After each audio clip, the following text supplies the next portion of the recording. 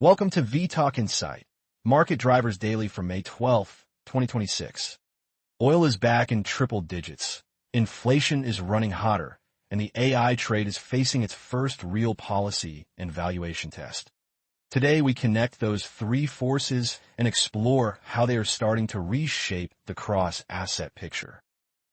The geopolitical and energy backdrop around Iran has moved from temporary disruption towards something closer to a base case shock. The ceasefire is described as being on life support.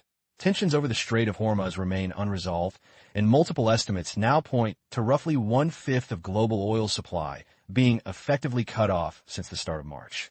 Ratings agencies are assuming a prolonged closure, with some industry voices warning that a full return to pre-disruption supply may not be realistic before 2027, even if shipping lanes reopen sooner.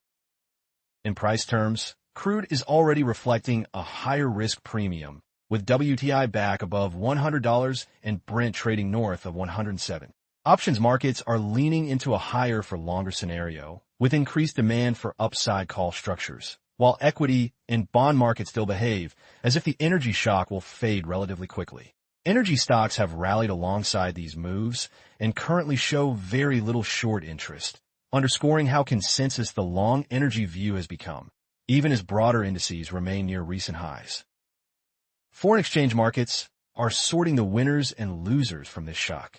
Higher oil prices and rising U.S. exports are supporting the dollar, especially against energy importers in Europe and Asia, while Latin America looks more resilient thanks to its relative independence from Middle Eastern supply and strong agricultural production.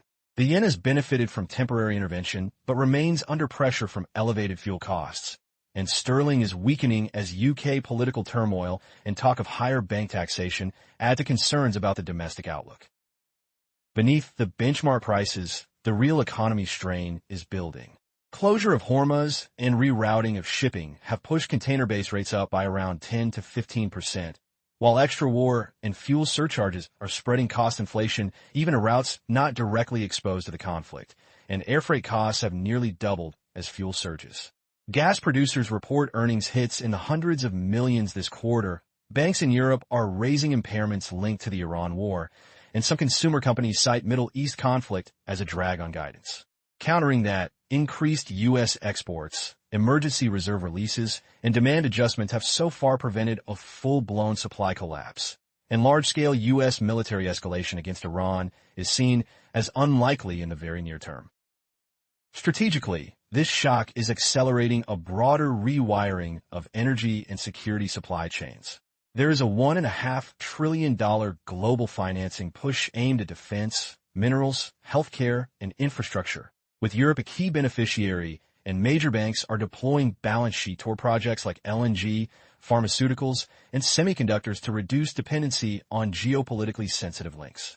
The U.S. is also leaning on its growing energy independence as a geopolitical tool, while upcoming U.S.-China talks are expected to focus on Iran, sanctions enforcement, and Beijing's reliance on Middle Eastern crude.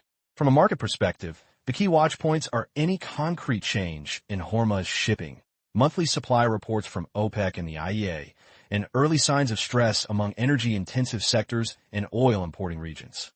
This same energy shock is now feeding directly into both the AI capex story and the inflation picture, which we turn to next. Artificial intelligence is still the primary engine for earnings growth and equity leadership, but the character of the trade is changing. Digital infrastructure investment is running into the trillions. Hyperscalers report that AI-related backlogs have more than doubled in recent months, and mega-cap platforms like Microsoft, Google, Amazon, and NVIDIA are funding these plans from strong cash flows. At the same time, AI and semiconductor indices have seen sharp intraday drawdowns, with the Philadelphia semiconductor benchmark falling by mid-single digits and AI-exposed names in South Korea and U.S. chipmakers like Intel and AMD experiencing outsized swings. Policy and politics are starting to inject new volatility into the AI narrative.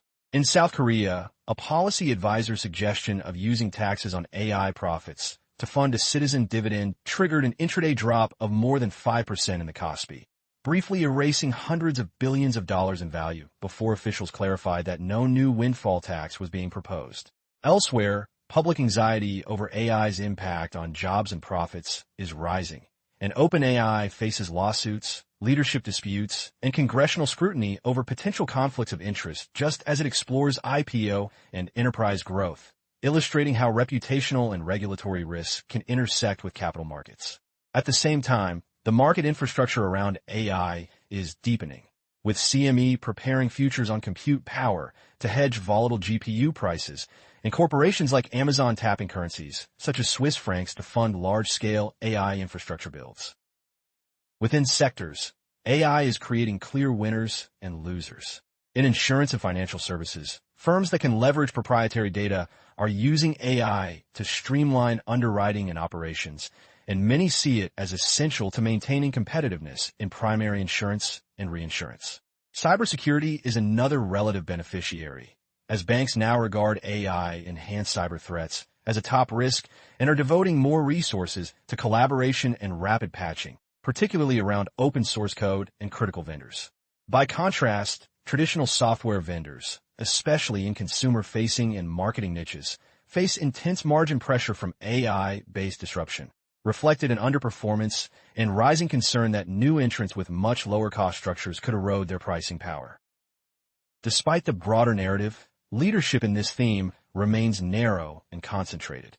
Semiconductors and AI-linked names account for roughly two-thirds of recent earnings upgrades in the S&P 500 and flows into emerging markets such as Korea and Taiwan, as well as private assets, are increasingly motivated by their AI and tech exposure.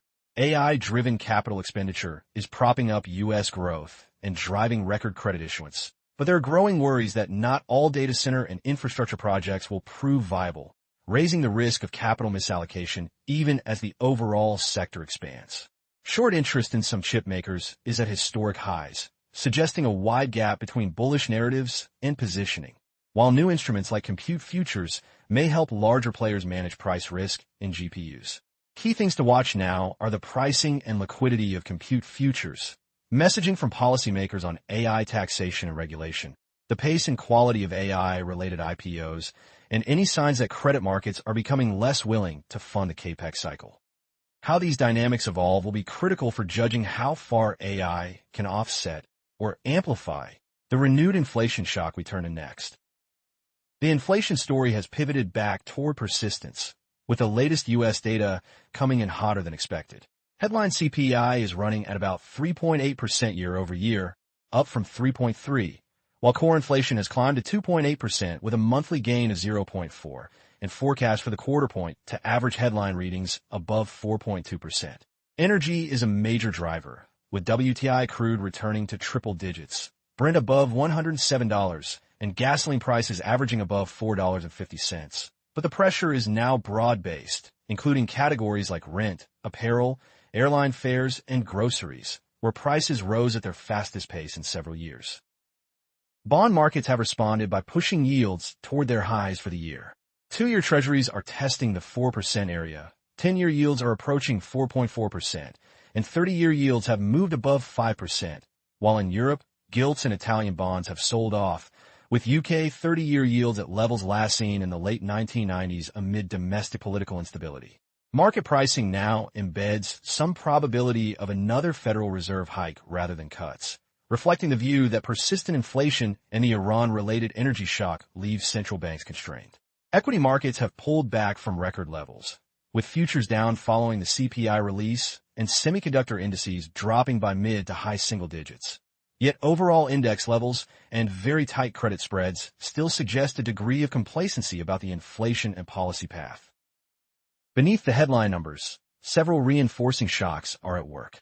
Disruptions around the Strait of Hormuz, sanctions on entities facilitating Iranian oil exports, and logistical rerouting have removed significant supply and driven shipping container base rates up by 10 to 15%, while additional war and fuel surcharges and almost doubled air freight costs are transmitting higher energy prices into global logistics.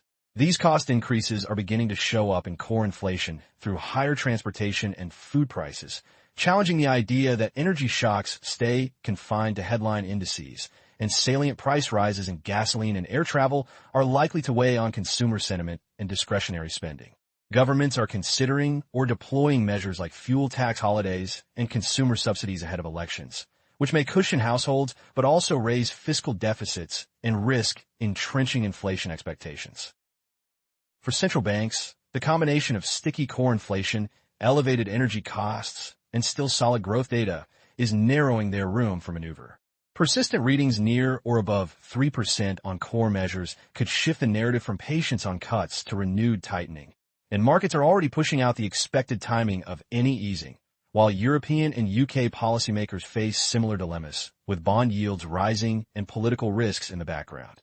There are counterarguments, including moderating wage growth, some remaining inventory buffers, and the prospect that AI-driven productivity gains could eventually dampen inflation. But for now, the balance of evidence still tilts toward a higher for longer rate environment.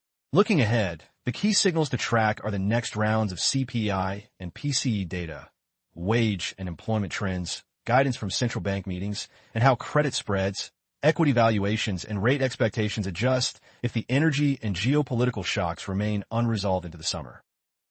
To sum up, a prolonged disruption around the Strait of Hormuz is embedding a higher risk premium into energy, supporting the dollar, stressing importers, and accelerating a structural rewiring of global supply chains.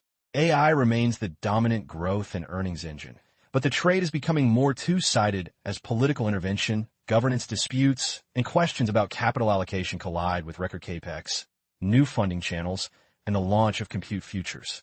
At the same time, inflation has re-accelerated, with energy and freight costs feeding into core prices, pushing global yields higher and constraining central banks, even as credit spreads and some equity benchmarks still appear optimistic. Watching how these three forces interact over coming weeks will be key for assessing potential repricing across equities, rates, credit, and currencies. This video is for information only and is not investment advice. If you found this video useful, please like and subscribe to vTalkInsight. Alternatively, visit vTalkInsight.com to chat with our specialized AI market assistant and access the latest interactive market insights.